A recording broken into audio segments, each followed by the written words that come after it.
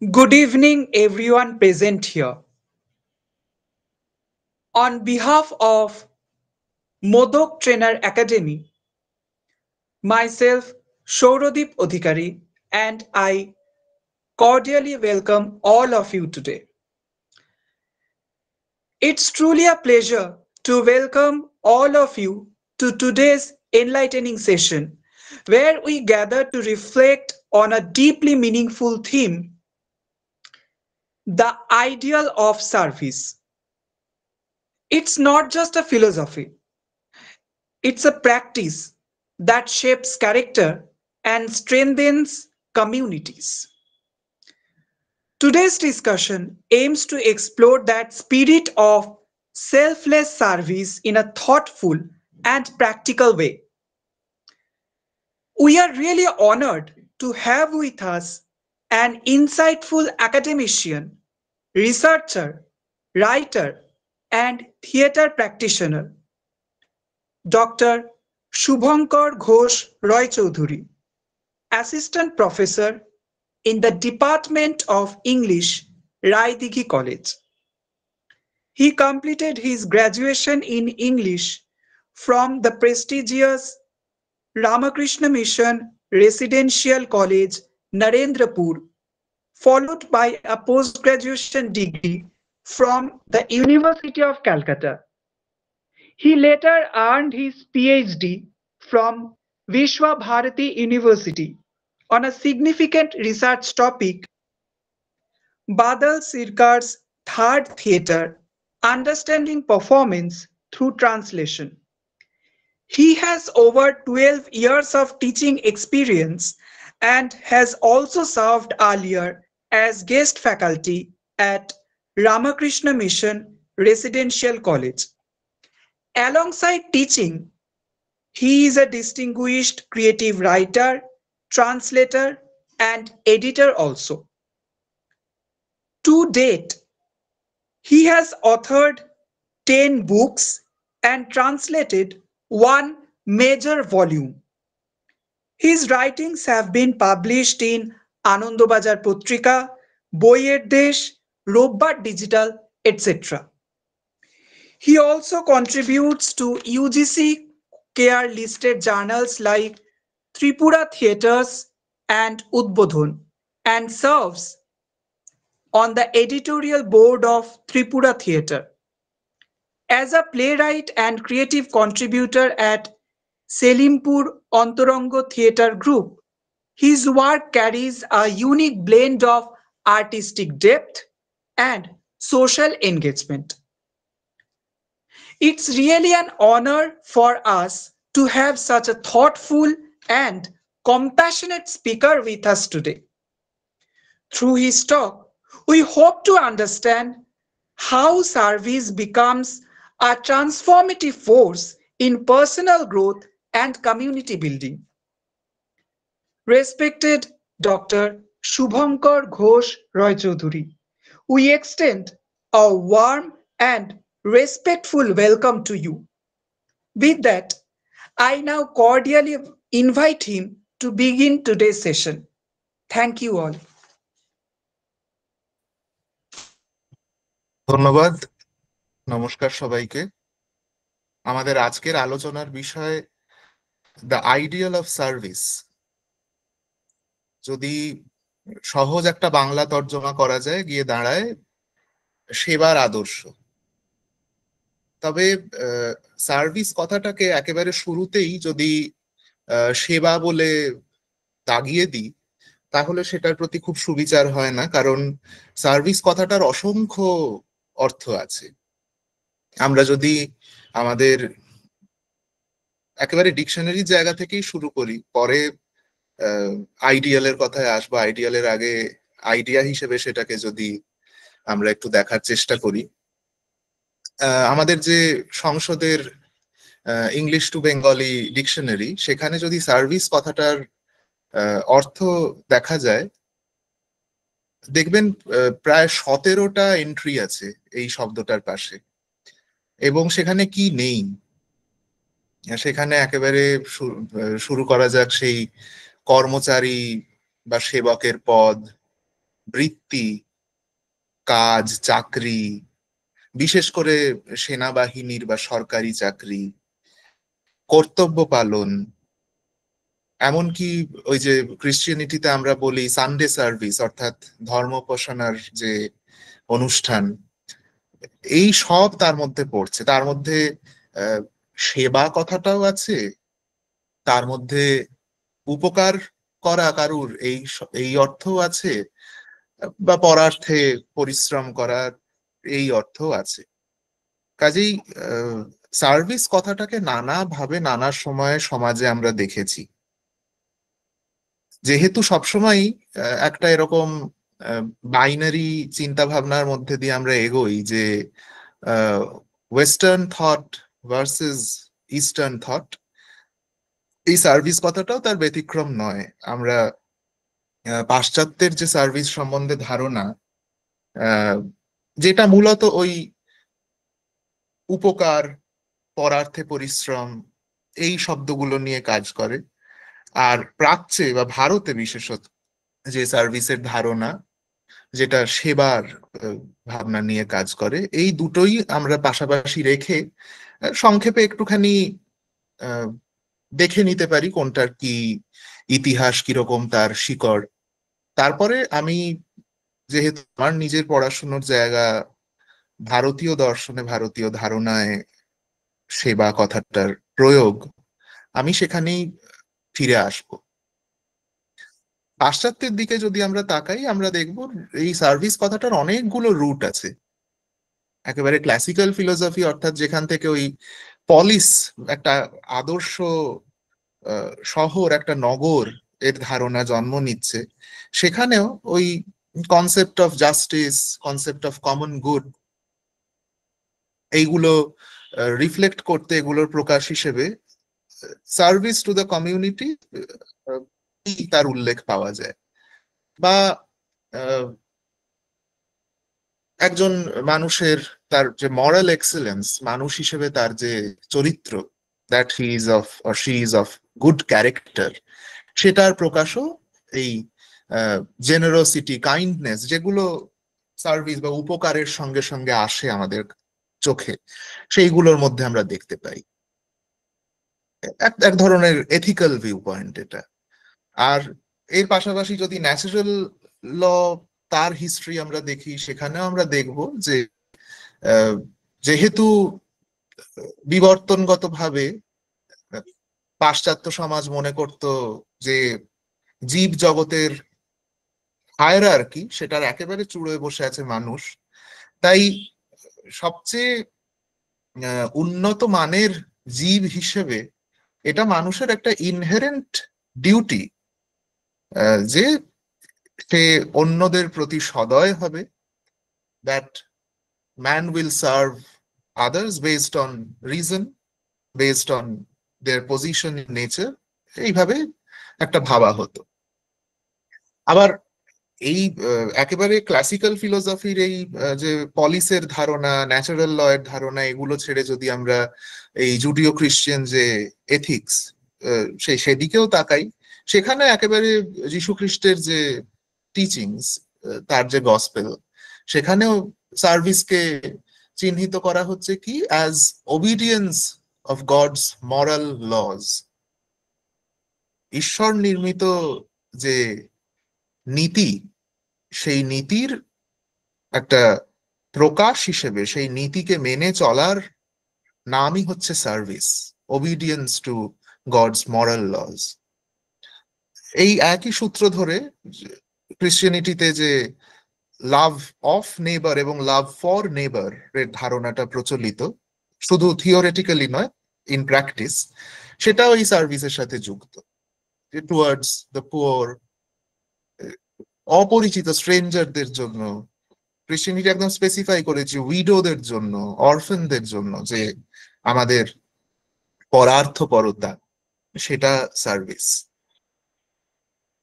কাজেই Christian এথিক্সে, Christian মরালিটিতে service কি একটা কর্তব্যবোধ, যে ঈশ্বর প্রণীত যে জাস্টিসের ধারণা, যে মার্সির ধারণা, সেটা যেন তিনি আমাদের মধ্য দিয়ে পালন করে চলেছেন এই সার্ভিস বিষয়টার সূত্র ধরে।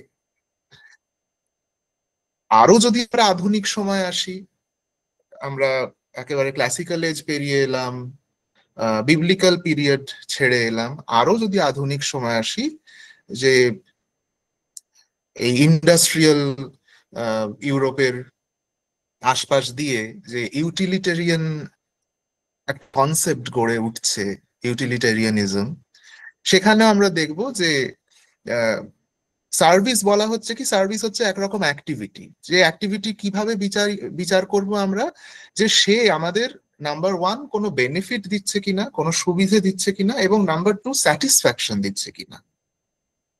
অর্থাৎ একটা কাজ, একটা অ্যাক্টিভিটি সার্ভিস কি না, সেইটা করার জন্য দুটো মাপকাঠি এই ইউটিলিটেরিয়ান ফিলোসফাররা আমাদের দিয়ে দিচ্ছেন, সেইটা দিচ্ছেন। একটা হচ্ছে আউটকাম, যে সে আমাদের জন্য কি বেনিফিট দিচ্ছে, এবং সে কতটা প্লেজার, কতটা স্যাটিসফ্যাকশন প্রডিউস করতে পারছে এই সমাজের জন্য। কারণ the more there is pleasure, সমাজ তত বেশি সুখী হবে, সমাজে তত বেশি ইউনিফর্মিটি থাকবে। এইভাবে আমরা অনেক সূত্র ধরে এগিয়ে যেতে পারি। যদি আমরা আর একটুখানি এগোই এই আধুনিকতার দিকে, তাহলে এই ইন্ডাস্ট্রিয়াল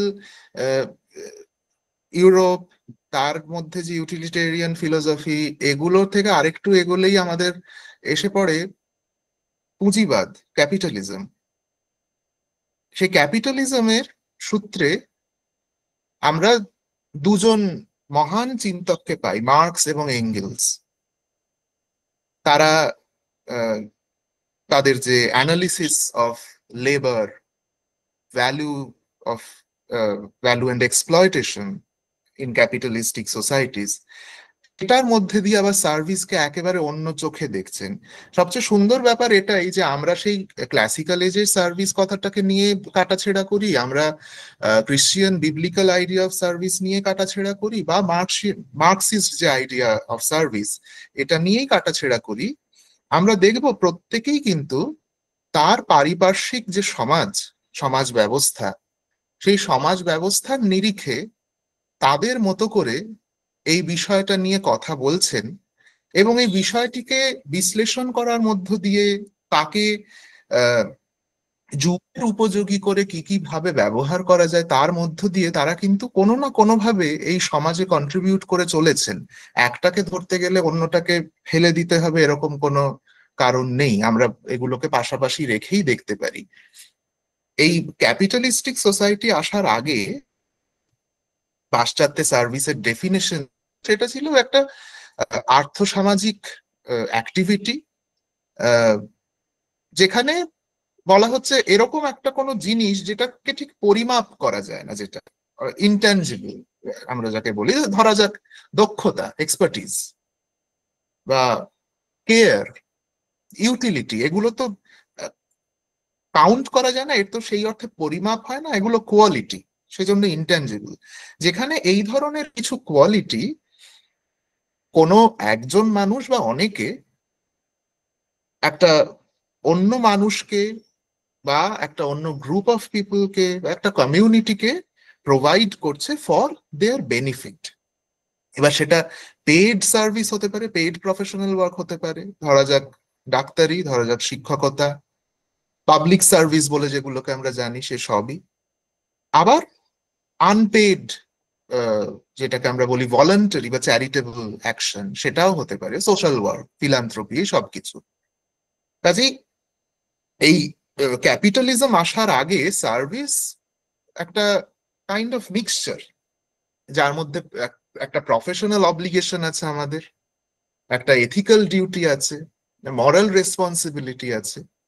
এই সমস্ত কিছু ধারণা থেকে আমরা কিছু কর্তব্য, কিছু কাজকে চালনা করছি, guided by the principles of fairness, of justice, of common good. এই ছিল আগের ধারণা।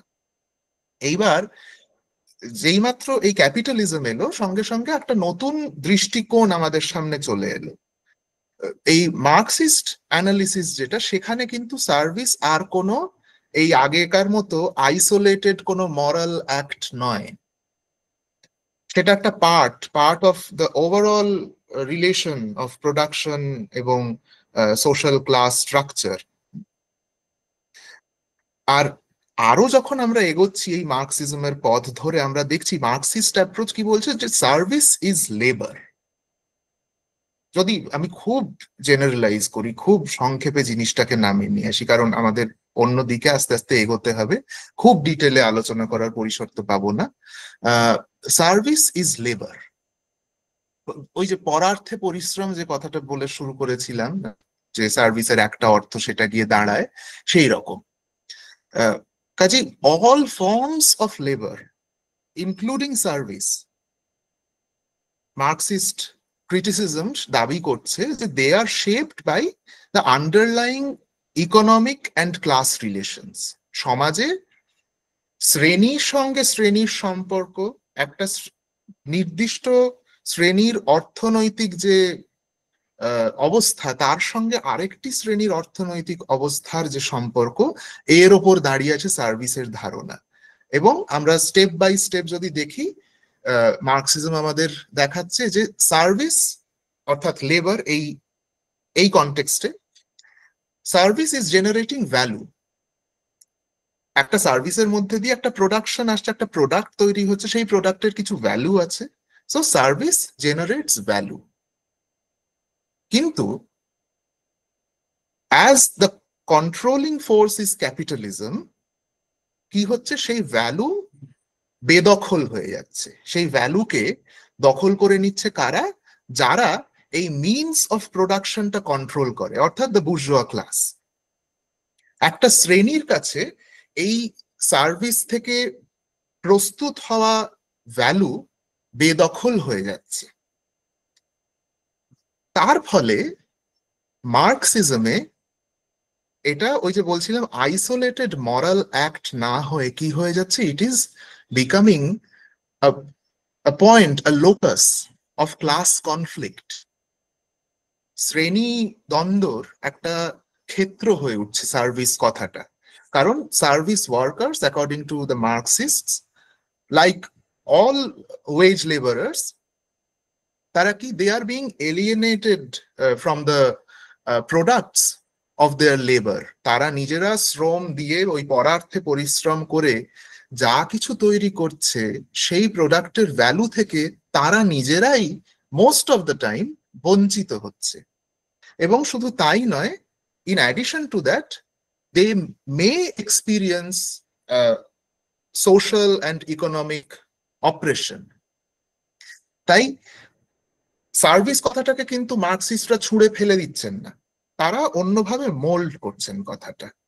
তারা বলছেন যে সার্ভিস থাকা প্রয়োজন, সার্ভিস ওয়ার্কারদের মধ্যে রেকগনিশন থাকা প্রয়োজন, সলিডারিটি থাকা প্রয়োজন, এবং তাদের মধ্যে একটা সেন্স অফ অর্গানাইজেশন থাকা প্রয়োজন, যেটার মাধ্যমে সার্ভিসকে যদি প্রপারলি চ্যানেলাইজ করা হয়, তারা সার্ভিস কথাটার থেকে অনেক বেশি প্রেফার করছেন কোঅপারেশন, এই কথাটা, যেখানে প্রত্যেকে প্রত্যেকের সঙ্গে একটা সহমর্মিতার জায়গা থেকে কাজ করছি। সার্ভিস যেখানে তাদের ইন্টারপ্রিটেশন অনুযায়ী একমুখী এবং অনেক ক্ষেত্রেই অপারেশনের শিকার। তাই তারা বলছেন যে সার্ভিস ওয়েন অর্গানাইজড অ্যান্ড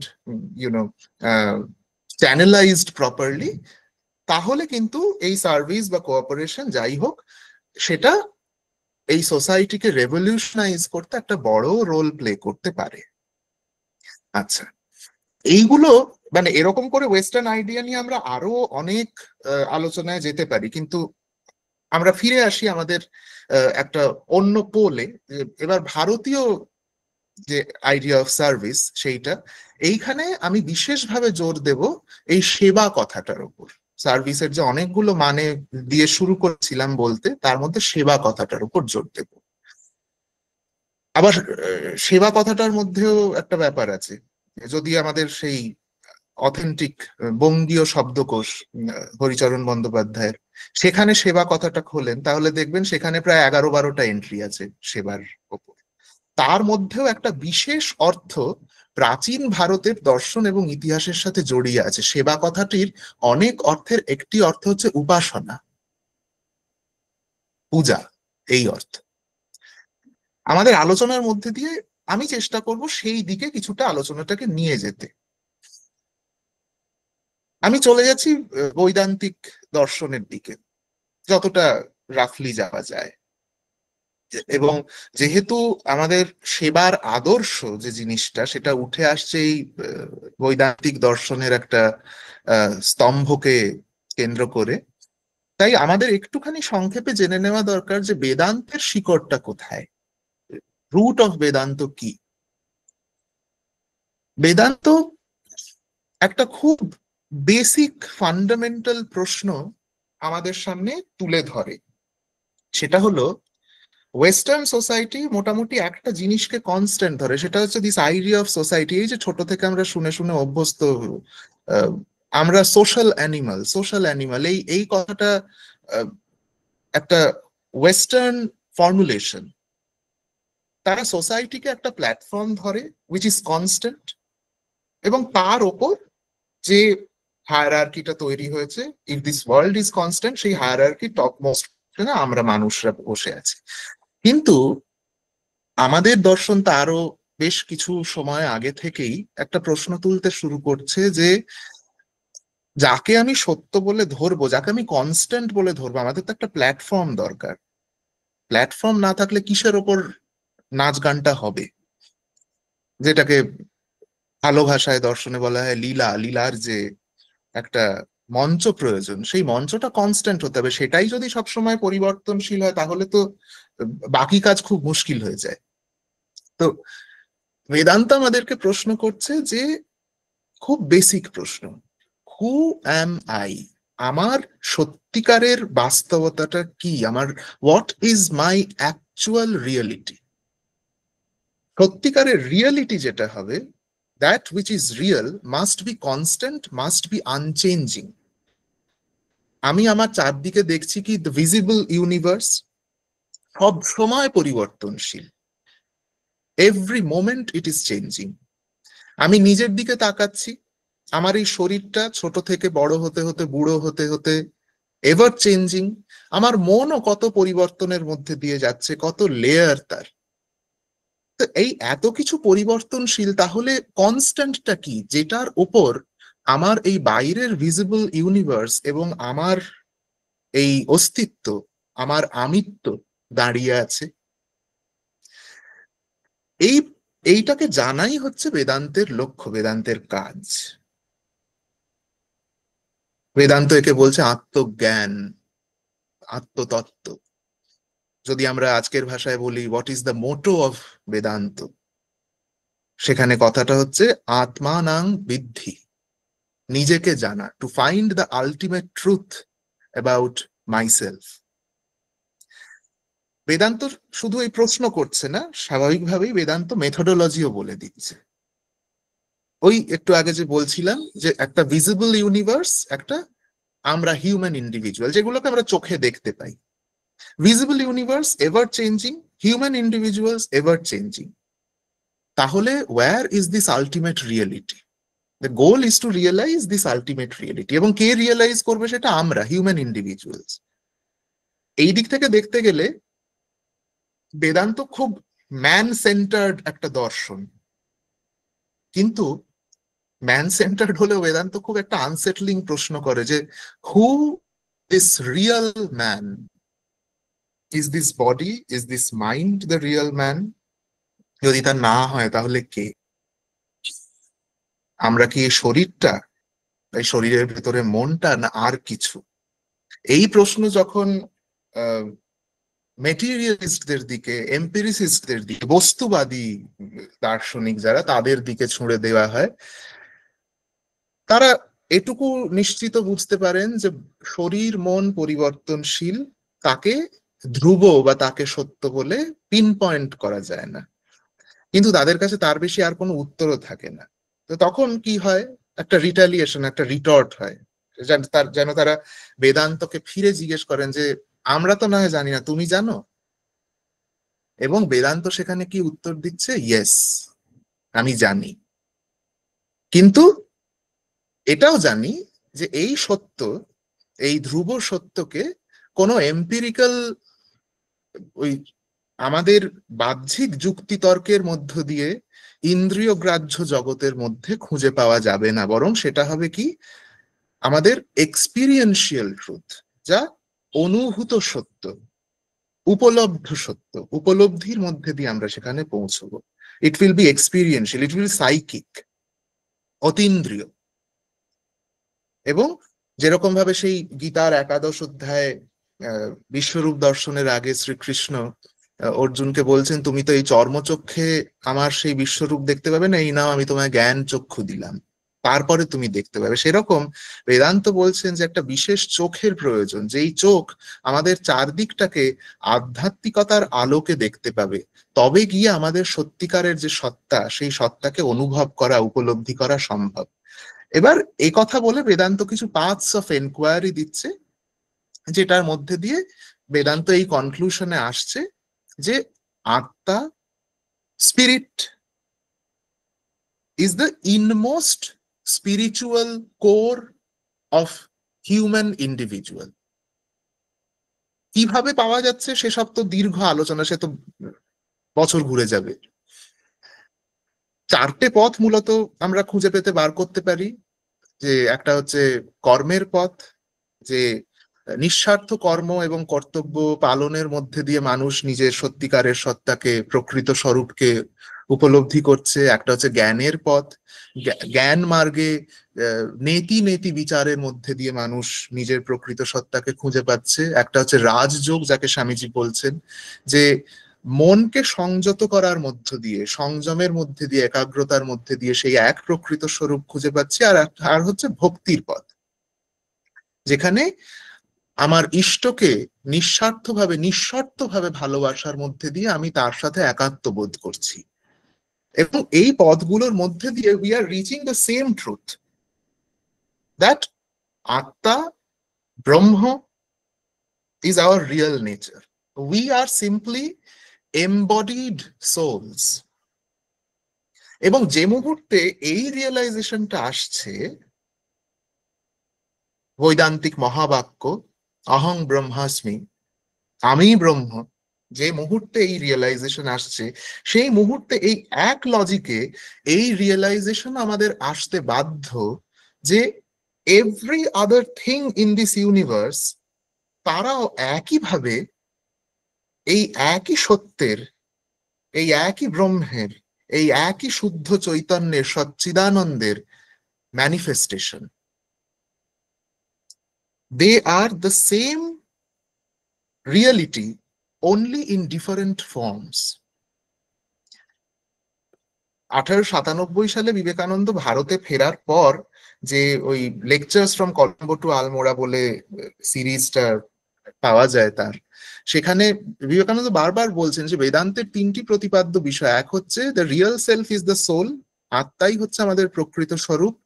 দুই, এই আত্মা মরণশীল নয়, পরিবর্তনশীল নয়, অজর অমর, গীতার দ্বিতীয় অধ্যায়ের একেবারে সরাসরি রিফ্লেকশন। আর এই আত্মাই যেমন আমার মধ্যে উপস্থিত, তেমন আমার পাশের মানুষটির মধ্যে উপস্থিত, তেমন গোটা জীব জগতে, প্রাণী জগতে উপস্থিত। এই গোটা বিশ্ব ব্রহ্মাণ্ডের সমস্ত কাজের পেছনে, সমস্ত প্রাণ শক্তির পেছনে এই একটি জিনিস কনস্ট্যান্টলি ক্রিয়াশীল। কাজেই there is unity in existence. আমরা অ্যাপারেন্টলি আলাদা আলাদা মুখ, আলাদা আলাদা শেপ, আলাদা আলাদা form, but we are essentially one. বৈদান্তিক মহাবাক্যগুলোকে আমরা যদি দেখি, আমরা কি দেখব?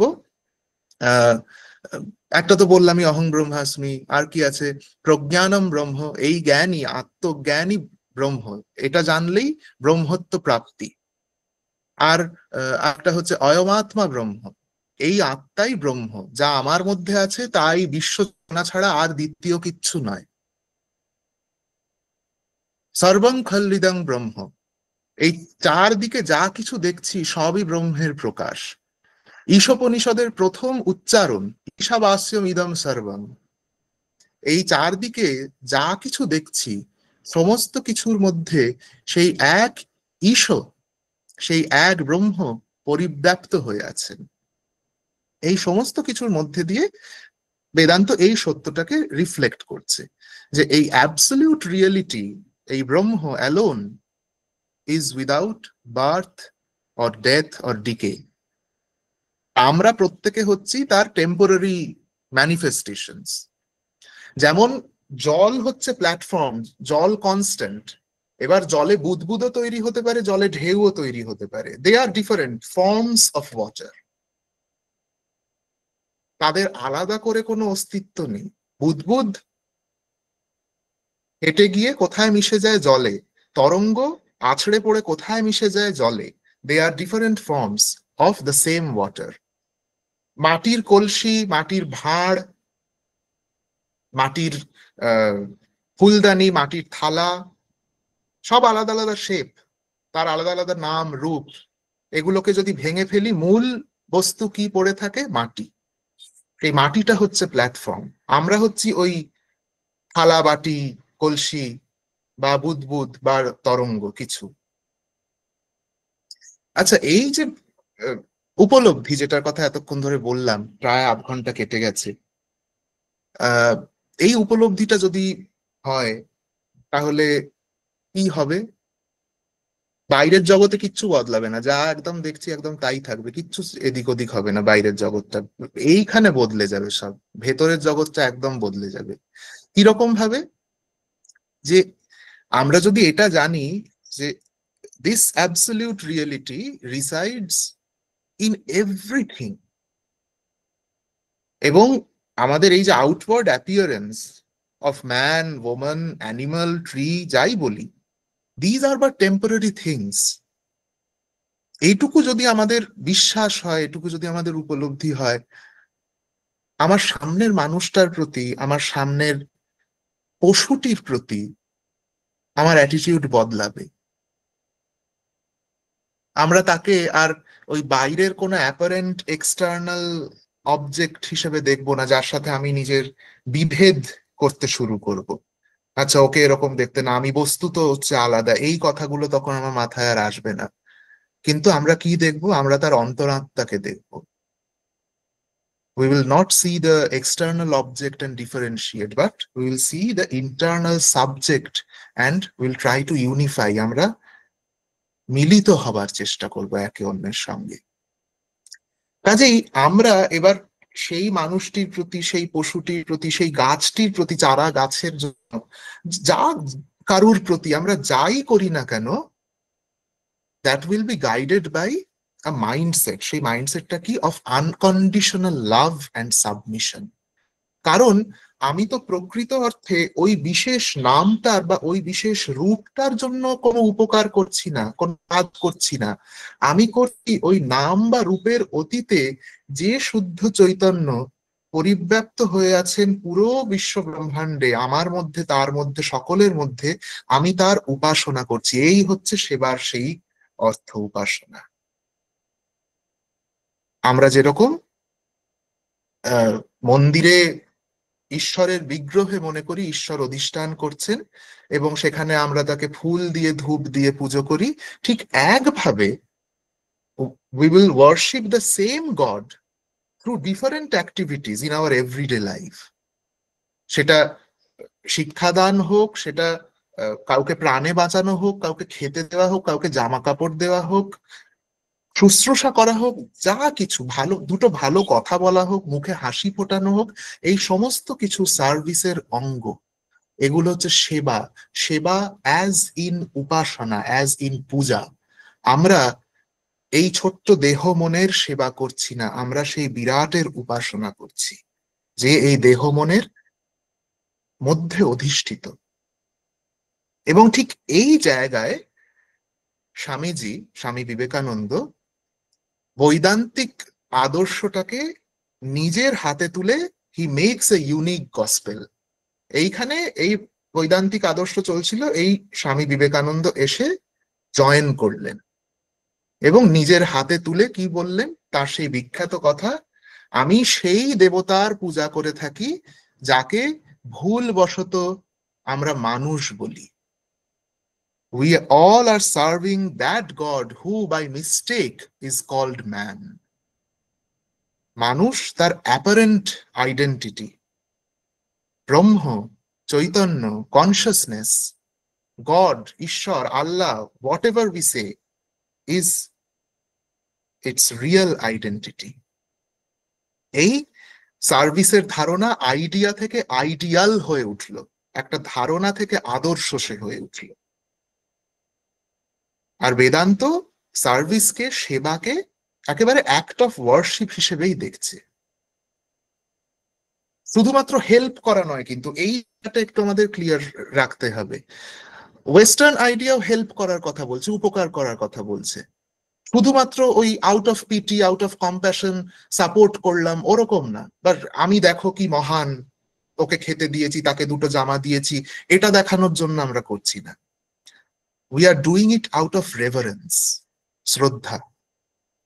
স্বামীজি বলছেন, আমার সেবার ধারণা এমন, যেখানে যে দাতা, সাধারণত দাতাকে তো আমরা একটা উচ্চ আসন রাখি, আর যে গ্রহিতা সে নিম্ন আসন থেকে হাত পেতে মাথা নিচু করে গ্রহণ করে।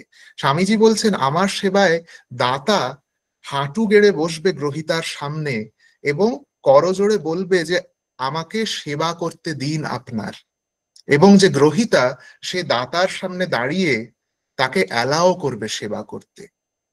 এই হচ্ছে সেবার মাহাত্ম্য স্বামীজির চোখে। এবার এটা মনে হতে পারে যে তাহলে এই এত কিছু রিয়েলাইজ করে, অহং ব্রহ্মাস্মি রিয়েলাইজ করে তবে গিয়ে এই সেবা সম্ভব, তা কিন্তু নয়। তাহলে তো হয়েই যেত, তাহলে তার সেবা করা হতো না এই জীবনে, অনেকেরই আমাদের। স্বামীজি বলছেন যে এটা শুধু এই রিয়েলাইজেশনের এন্ড নয়, এটা মিনসও বটে, এই রিয়েলাইজেশনে যাওয়ার পথও বটে। সেবা কেবলমাত্র এই অ্যাবসলিউট ট্রুথকে যে জানা, সেই জানা থেকে জন্ম নেবে এমন না, বরং সে আমাকে এই অ্যাবসলিউট ট্রুথকে রিয়েলাইজ করার দিকেও নিয়ে যাবে। রামকৃষ্ণ মঠ মিশনের যে মোটো আমরা যদি মনে করে দেখি, কি সেখানে বলা হচ্ছে, আত্মানো মোক্ষার্থং জগদ্ধিতায় চ। আত্মানো মোক্ষার্থং মানে ফর ওয়ানস ওন স্যালভেশন, নিজের মুক্তির জন্য। আর জগদ্ধিতায় কথাটার মানে for the welfare of the world, জগতের হিতকল্পে। আর ওই চ কথাটার মধ্যে অ্যান্ড অলসো এই সেন্সটা আছে। অর্থাৎ কেবলমাত্র নিজের স্যালভেশন, নিজের মুক্তির জন্য না, জগতের হিতকল্পে তোমায় কাজ করতে হবে, আমাকে কাজ করতে হবে। আপাতভাবে দেখলে মনে হবে দুটো যেন মিউচুয়ালি এক্সক্লুসিভ।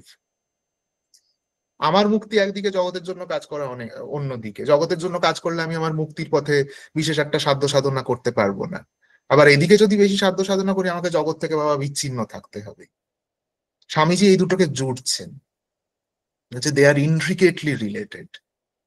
এমনও নয় একটার পর একটা, আগে আমি মুক্তিটা পেয়ে নি, তারপর আমি জগতের জন্য যা করার করব। বা এরকম না যে আত্মানুমোক্ষার্থং জগদ্ধিতায় দুটো করতে পারছো, খুবই ভালো। যদি দুটো নাও পারো, আত্মানুমোক্ষার্থং যথেষ্ট না, এসব কিচ্ছু না। দুটো, ওয়ান থ্রু দ্য আদার। তুমি জগতের হিতকল্পে কাজ করবে, তবে গিয়ে তুমি নিজের মুক্তি লাভ করবে। সেই কাশীপুরে ঠাকুরের বিখ্যাত ঘটনা আমরা মনে করতে পারি। ঠাকুর নরেন্দ্রনাথকে ডেকে জিজ্ঞেস করছেন যে তুই তোর জীবনের লক্ষ্য কি? আর নরেন্দ্রনাথ তখন একেবারে মানে সেই সাংসারিক দাবদাহে পুরো ঝলসা পোড়া হয়ে গেছেন। তিনি বলছেন যে আমি এখন হিমালয় চলে যেতে পারলে বাঁচি, ওখানে গিয়ে ধ্যান ট্যান করে এই নির্বিকল্প সমাধির যে স্বাদ, সেইটা নিজের মনে গ্রহণ করে ওই থাকবো, আমার আর এই জগতে ফিরে টিরে আসার দরকার নেই। ঠাকুর কিন্তু এটাকে একেবারে সাপোর্ট করলেন না, বরং একটুখানি বকলেন। বকে বলছেন যে কি, আমি তোকে ভেবেছিলাম তুই একটা বিরাট বড় বট বৃক্ষ হবি, তোর ছায়ায় এসে কতজন আশ্রয় পাবে, শান্তি পাবে, আর তুই এত হীন বুদ্ধি যে তুই শুধু নিজের মুক্তি নিয়ে ব্যস্ত। ঠাকুরের এই তিরস্কার কিন্তু স্বামীজিকে তাড়িয়ে বেড়াচ্ছে। স্বামীজি পুরো জীবন দিয়ে কি করলেন? জগদ্ধিতায়, জগতের হিতকল্পে কাজ করে গেলেন, এবং তার মধ্যে দিয়ে নিজেও সেই এনলাইটেন্ড বিইং হয়ে উঠলেন, সেই আলোকিত পুরুষ হয়ে উঠলেন। আবার স্বামীজির মানে নানা ভাবে তো স্বামীজির এই সার্ভিসের যে ধারণা, সেটাকে দেখা যায়। আহ স্বামীজি বলছেন যে আহ, যখন আমাদের ভেতর থেকে আমরা মনে করতে শুরু করি যে আমি আসলে এই নাম রূপের সেবা করছি না, আমি সেবা করছি এর অতীতে অধিষ্ঠিত সেই ঈশ্বরের, সেই ব্রহ্মের, তাহলে আমার দাতা হিসেবে এবং তার গ্রহিতা হিসেবে কোনো বিশেষ ফারাক থাকে না এই দুয়ের মধ্যে। কাজ এবং পূজা, কাজ এবং উপাসনা, এই দুয়ের মধ্যে কোনো ফারাক থাকে না। এটা একদিনে হবে না, সেজন্য স্বামীজি এটাকে তিনটে ভাগে ভাগ করে দেখাচ্ছেন। স্বামীজির বিখ্যাত কথা, work and worship, work as worship, আর ওয়ার্ক ইজ ওয়ার্শিপ। স্বামীজি একেবারে প্রাণপাত করেছিলেন এইটা বোঝানোর জন্য, মানুষের মনে প্রতিষ্ঠা করার জন্য।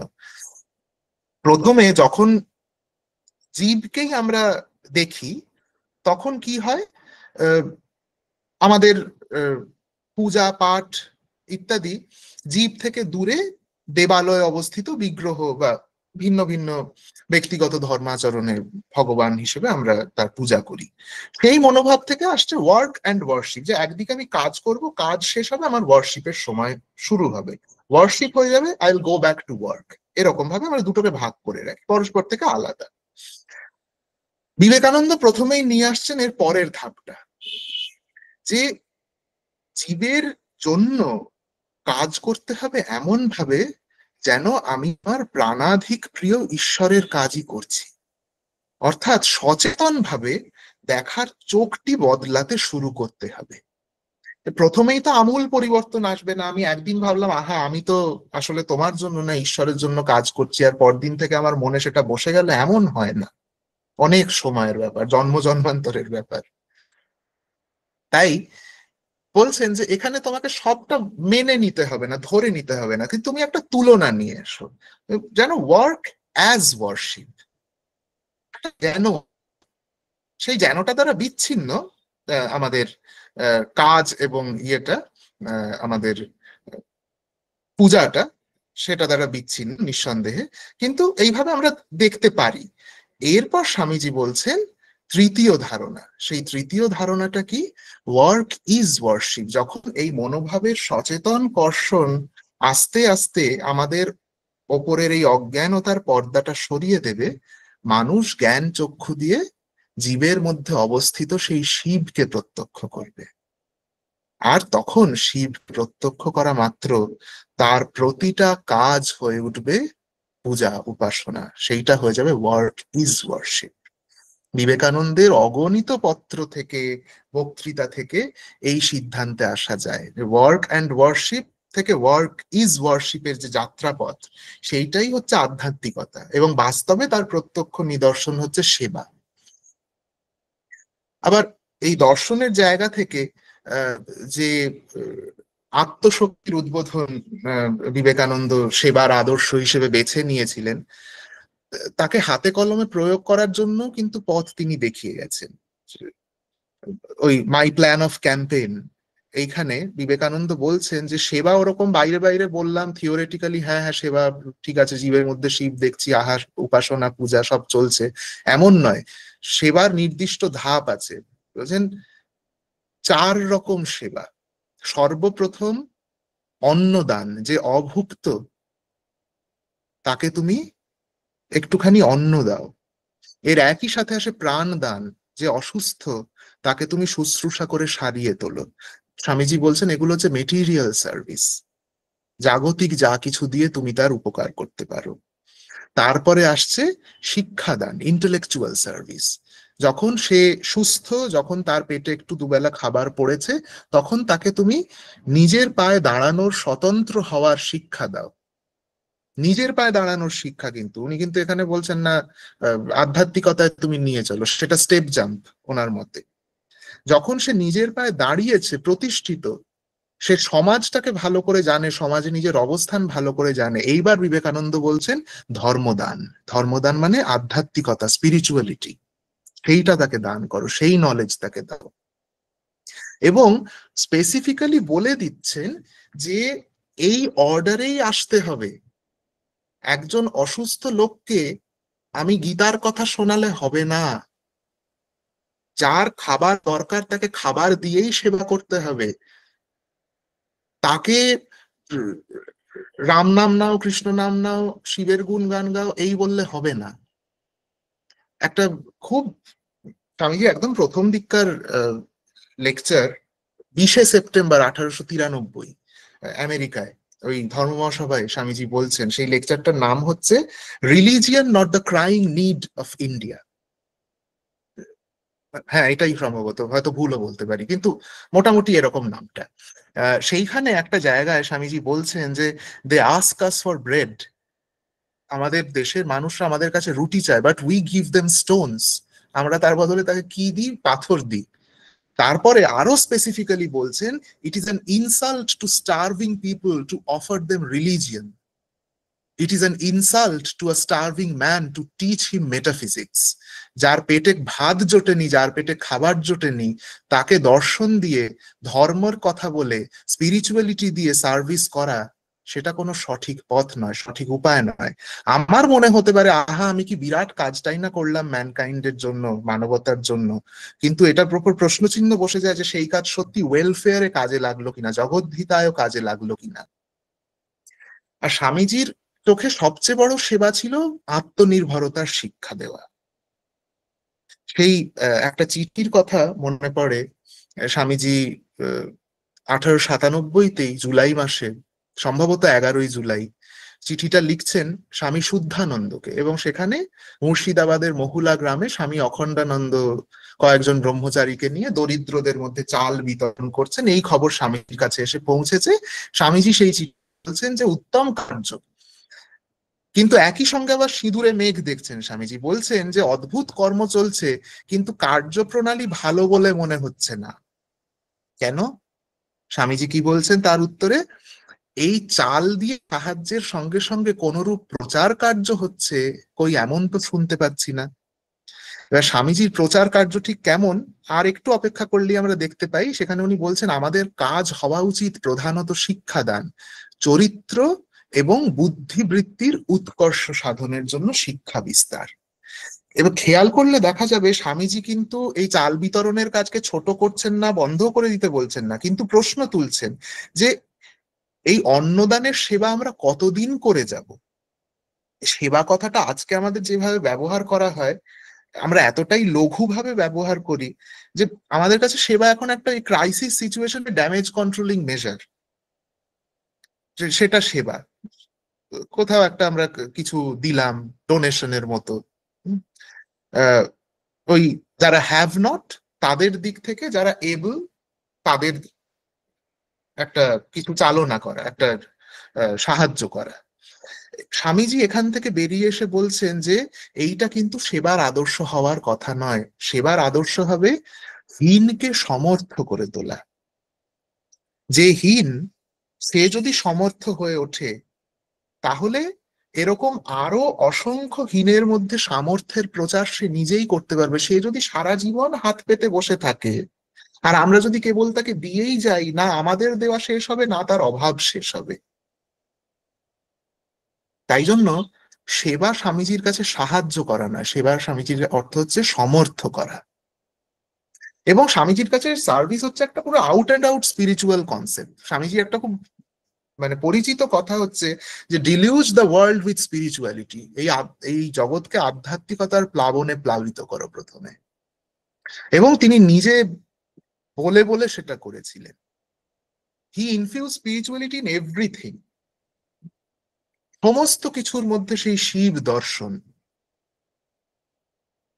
এবং স্বামীজির কাছে এটাই হচ্ছে ধর্মের সংজ্ঞা, ধর্মের ধারণা, যে যে বিরাটের উপাসনা আমরা মূর্তিতে করছি, আমরা ধর্মস্থলে করছি, তীর্থে করছি, তাকে এই সব কিছুর মধ্যে পরিব্যাপ্ত হিসেবে দেখা, সেটাই হচ্ছে ধর্মের লক্ষ্য। এবং এই সব কিছুর প্রতি নিঃস্বার্থভাবে নিঃশর্তভাবে ভালোবাসা এবং কাজ করাই হচ্ছে তার একমাত্র উপাসনা, তার সেবা। এই হচ্ছে স্বামীজির ধর্মের ধারণা।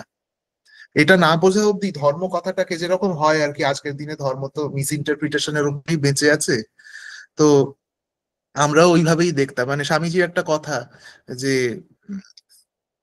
স্বামীজি বলছেন যে আহ, তখন 1900 সাল, বাংলায় কলকাতায় প্লেগের একেবারে ছড়াছড়ি। তো একজনকে স্বামীজি চিঠি লিখছেন যে প্লেগ নিবারণ বলো আর রাস্তা ঝাড় দেওয়া বলো, সব হবে যদি তোমার ধর্মকে মেনে তা হয়। আর এক জায়গায় বলছেন যে আমাদের ভারতের জাতীয় জীবনের মূল সুর হচ্ছে ধর্ম।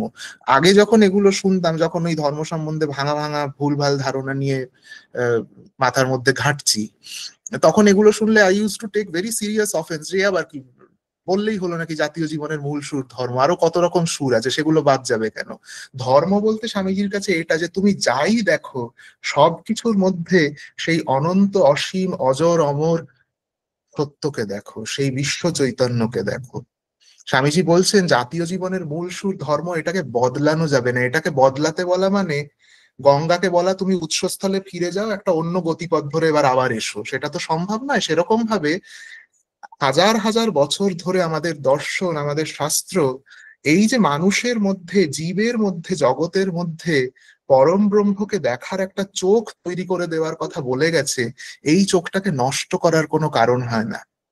এবং স্বামীজির এই সবকিছুর মধ্যে শিবকে দেখার প্রবণতা এমন যে আজকের দিনে যেটা একটা অত্যন্ত পলিটিক্যাল আইডিয়া, পেট্রিয়টিজম, স্বদেশ হিতৈষিতা, দেশাত্মবোধ, আহ, সেটাও স্বামীজির কাছে সেই রকম একটা স্পিরিচুয়াল ডাইমেনশন নিচ্ছে। সেই 1897-তে দেশে ফেরার পর স্বামীজির লেকচার, এটা ম্যাড্রাস হতে পারে, ম্যাড্রাসের পরেও এটা কোন একটা জায়গায় হতে পারে, দ্য ফিউচার অফ ইন্ডিয়া এসে লেকচারটার নাম। সেখানে উনি বলছেন যে আগামী 50 বছর, এটা সবাই আমরা প্রায় শুনেছি, যে আগামী 50 বছর ভারত মাতাই আমাদের আরাধ্য দেবতা হন। অন্যান্য অকেজো দেবতার কথা এই কবছর ভুললেও ক্ষতি নেই। অন্যান্য দেবতারা ঘুমোচ্ছেন, তোমার স্বজাতি এই দেবতা একমাত্র জাগ্রত। সর্বত্র তার হাত, সর্বত্র তার কান, তিনি সর্বব্যাপী। সেই যে ধর্মের ধারণা, to see the Shiva in the jivas, সেই ধারণাটা, তিনি সর্বব্যাপী। তারপর বলছেন এই যে সেবার যে উপাসনা অর্থে ব্যবহার, সেটাও এখানে স্বামীজির কথায় উঠে আসছে। সেবা বললে আমার অভিপ্রেত ভাব ঠিক বোঝানো হয় না, পূজা শব্দেই ওই ভাব ঠিক প্রকাশ করা যায়। বলছেন এই সব মানুষ ও পশু এরাই তোমার ঈশ্বর, আর তোমার স্বদেশবাসীগণই তোমার প্রথম উপাস্য। এইবার আমরা ভেবে দেখতে পারি কেন ওই সময় অগ্নিযুগের বড় বড় বিপ্লবীরা, বড় বড় স্বাধীনতা সংগ্রামীরা স্বামীজিকে এইভাবে নিজেদের রোল মডেল করে তুলেছিলেন, কেন একজন নেতাজি তৈরি হয়েছিলেন স্বামীজির পথ ধরে। আমরা নিশ্চয়ই সেই 1918 সালে প্রকাশিত জাস্টিস রাওলাটের নেতৃত্বে যে সিডিশন কমিটি বসেছিল তার রিপোর্টের কথা মনে করতে পারি। সেই রিপোর্ট গুগলে অ্যাভেলেবল। তার দ্বিতীয় চ্যাপ্টার ছিল দ্য বেঙ্গল প্রভিন্স, যে দেশদ্রোহী রাজদ্রোহী কাজকর্ম হচ্ছে বাংলায়।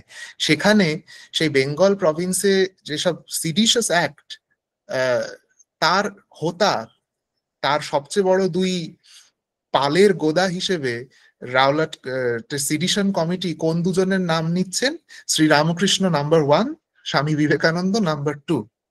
শ্রীরামকৃষ্ণ কারণ তিনি শির দ্বারা ভেঙে যাওয়া একটা জাতিকে আত্মশ্রদ্ধা শেখাচ্ছেন, আর বিবেকানন্দ সম্পর্কে সেই সিডিশন কমিটি বলছেন Vivekananda when dead is more dangerous than when he was alive।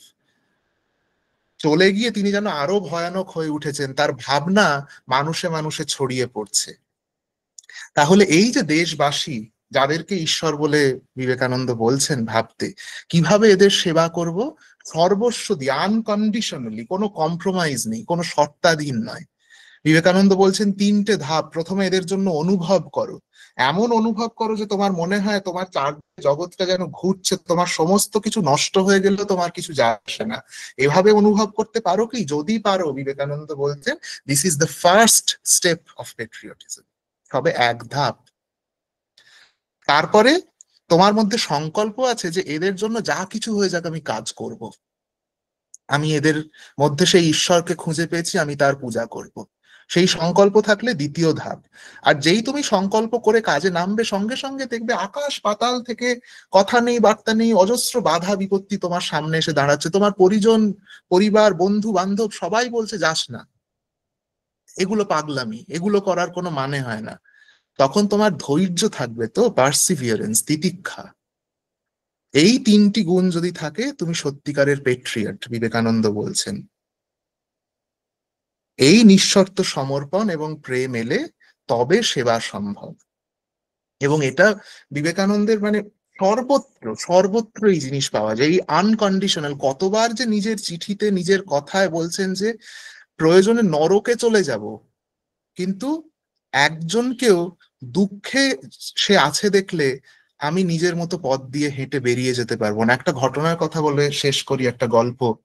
দুই বিখ্যাত মানুষের মুখোমুখি হওয়া, একদিকে স্বামী বিবেকানন্দ, অন্যদিকে নাট্যাচার্য গিরিশচন্দ্র ঘোষ। বলরাম বসুর বাড়িতে 1897 সাল, বেদ পাঠ হচ্ছে। 97 বা 98 সাল, বেদ পাঠ হচ্ছে।